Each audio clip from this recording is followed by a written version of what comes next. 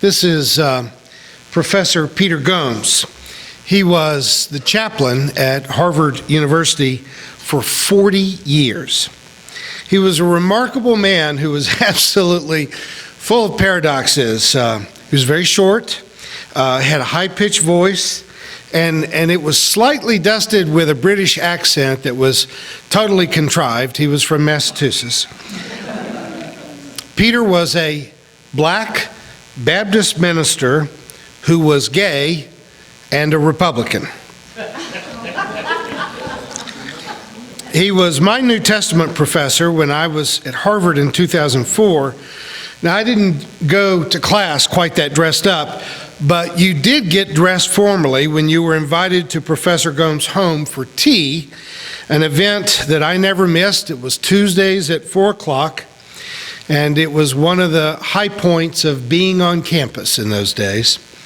But Peter had a stroke in 2010. He had hoped to return to the pulpit of Memorial Church on Harvard's campus for Easter of 2011, but sadly he passed away in February of that year. So it's been 14 years since I heard him lecture. It's been 7 years since he died. And yet when I read one of his books, I hear his voice in my head. And in those moments, it is as if he was still in the room with me. It's kind of like people die in stages. There's a death that comes when your heart stops beating and you stop breathing, but there's a second death that comes when those who knew you are no longer living to keep an organic memory of you alive. And then there's the death that comes when no one remembers you at all. Now, authors try to extend their memory, or at least the memory of them, by writing books. When I'm dead and gone, my books will still be in the Library of Congress. No one will read them, but they will be there. Musicians extend their life through song, politicians largely through statues. I mentioned last week that during my recent lecture tour in England that I got to spend a day in Parliament, and as we were escorted through the winding stairways and hallways of the Parliament buildings to the committee room where I was going to be in a meeting, I had my phone out and I kept secretly squeezing off pictures of busts and statues as we passed by. There were a lot more, but a very heavily accented guard with his hand resting on his gun said, at least I'm pretty sure he said, "I said no pictures." Isn't always easy to tell, but I'm pretty sure that's what he wanted to say. I think that I recognized a statue of Winston Churchill, which is not pictured here because I was determined to leave Parliament under my own power. But I couldn't guess who any of those other guys were. I don't know if they were conservatives or liberals. I don't know if they were slave owners or abolitionists. They were all sons, probably husbands, possibly fathers and grandfathers who played some role in leading Great Britain through its 1,000-year post-Norman invasion history. But they're dead to me. Their handsome marble likenesses were just a backdrop for me in a 500-year-old building that was something between the House of Government and a museum. Even if a British historian had taken the time to walk leisurely through these halls, explaining something of the history of each, it wouldn't have done much in my life to redeem them from the grave, because I have no living memory of them, no real connection to them. Now, Memorial Day in the United States was originally a day for Americans to decorate the graves of those who had died in the Civil War. Later, it became a tradition to honor people who had died in battle from any war, and then eventually it became what it is today, a day for all of us to remember our departed family and friends. In the history of the United States, there's been about 1,200,000 soldiers killed in battle. Now that's a huge number. But what is more mind-boggling is that about half of those died in the Civil War. A fact which is compounded by the awareness that our country's population at the time was less than a tenth of what it is now. By the end of the Civil War, everyone had lost someone. In a country of 30 million people, 600,000 deaths during the Civil War. Now, pastorally, this is made all the more painful when you realize that every other nation that were slaveholding nations ended slavery without a war. They largely did it through reparations. And Abraham Lincoln had offered reparations, but my stubborn country, we stubborn Americans, we had to fight a war that was as deadly as the rest of our 250-year history added together. I am sure that none of us could imagine the national grief that first gave birth to what was called Decoration Day, which has now become Memorial Day. But we all know about it in bits and pieces, don't we? My mother died in 2003, my sister died in 2006, my father died in 2010, and along the way I have lost professors who had a huge impact on me. Herman Norton, Liston Mills, Peggy Way, David Buttrick, and Peter Gumbs. And here in our nearly 10-year-old church, we've had to let go of the physical presence of many of our founders, people who literally launched this congregation through their financial generosity and their willingness to invest time and money in what was, you have to admit, a very unlikely venture. I mean, the proposition, we're going to start a very liberal church in Springfield, Missouri. You want to put some money into that? You want to invest some time in that? I mean, they had to have a lot of faith to say they were going to be a part of that. But without Chuck and Ruth Snowden, we wouldn't have made it through our first 3 months. Reverend Nelson Parnell, Jim Price, Nancy Pate brought their years of reputation and social justice advocacy to our little congregation.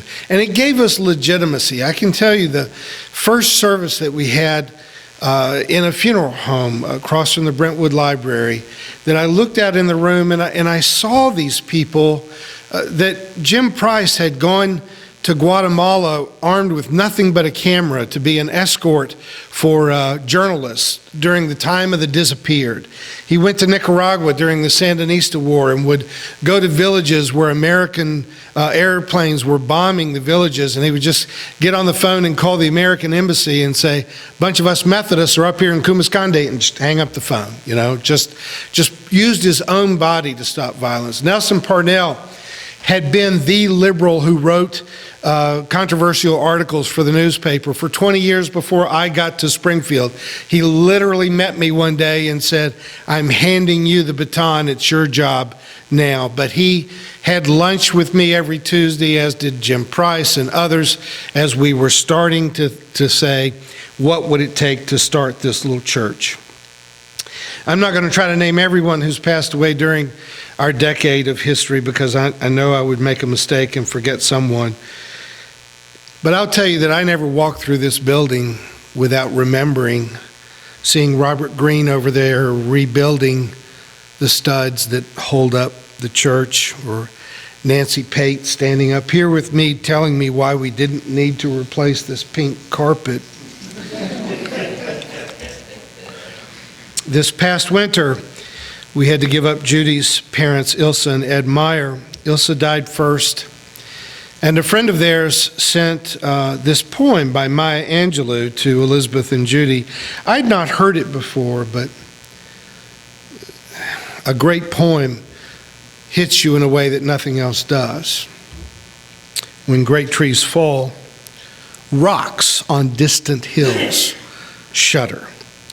Lions hunker down in tall grasses. Even elephants lumber away to safety. When great trees fall in forest, small things recoil into silence, their senses eroded by fear. When great souls die, the air around us becomes light, rare, sterile. We breathe briefly. Our eyes briefly see with a hurtful clarity.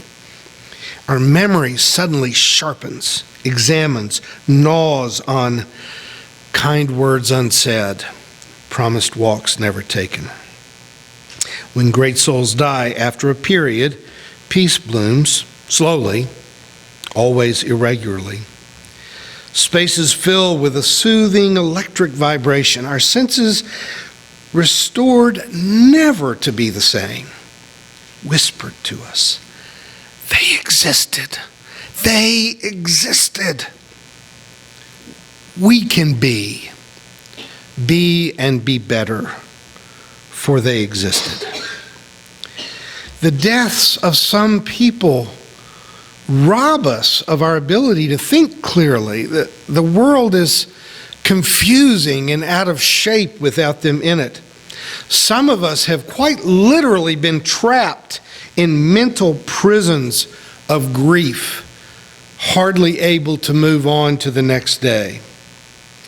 So yeah, when great trees fall, even lions look for a good place to hide. And in the ground, rocks that are bigger than houses tremble. The world has to slowly come back into focus. When you can't any longer reach out and pick up the phone and just call them, make dinner plans, ask to borrow a book.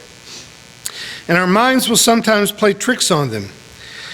We will think that we saw them in a crowd or literally heard their voice speaking to us in a moment of distress. You don't need for me to tell you that a great deal of what has driven people to religion over the centuries has been their fear of their own mortality and their hope that the people that they love the most are not really gone. Jews, Muslims, and Christians have regaled one another, with stories about heaven and hell and tried to bolster what never was more than whistling past the graveyard sorts of faith with declarations of absolute certainty regarding the one thing about which no one can possibly be absolutely certain. There's a parable from Eastern tradition about a great samurai who struggled to go see the greatest Buddhist master of the nation. And after a long journey, he arrives at the mountaintop monastery and demands of the master that he tell him about the afterlife. And the master only smiled and said, I have nothing to tell you. And the samurai, in a rage, raised his sword and demanded, but you're the greatest master in all the world. How can you not know? And he said, well, I'm a great master, but a living one. Perhaps you should ask a dead one. I have no rational reason to believe that there is any conscious existence for us beyond our physical life. I don't begrudge those who feel a need to believe otherwise, and I would gladly consider any evidence that they might have to present to me. But short of that, I believe that the best hope that our dearly departed have of a life after death resides in our love for them, our willingness to remember them, to tell stories about them, and to continue to love them, and I think even to continue to speak to them.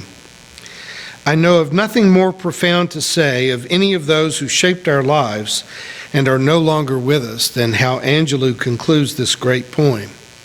We can be, that is, we can go on being, but we can also be better. Be better because they existed. You do not have to live forever for life to be meaningful. It's not the length of a life that makes it important. It is the quality of how it is lived.